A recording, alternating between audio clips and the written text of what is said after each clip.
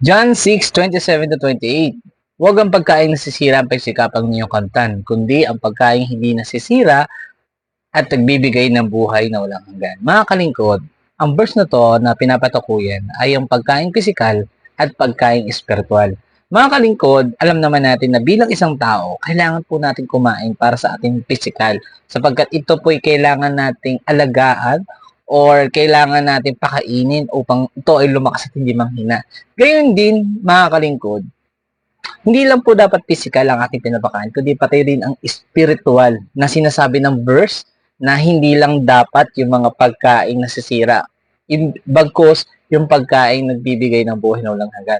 Mga kalingkod, bilang isang mananampalataya ng ating Panginoon, importante po ang ating Biblia o ang salita ng Panginoon sapagkat ito po yung pagkain spiritual natin. Ito po ang magtuturo sa atin kung paano po ba mamuhay at kung paano sundin ang kalooban ng ating Panginoon. At higit sa lahat, kung paano ba natin mapaglalabanan ang gawa ng kalaban na si Satanas na walang ibang hinangad kundi patuloy tayong malayo at patuloy tayong gumawa ng mga kasalanan upang malayo tayo sa ating Panginoon at mapunta rin tayo sa kapamakan na pupuntahan niya. Kaya mga kalingkod, importante po na ang ating spiritual din mga kalingkod ay pinapakain din natin ng salita ng Panginoon. Kaya importante po na bilang isang mananampalataya, nagbabasa tayo ng Biblia at nakikinig tayo ng salita ng Panginoon.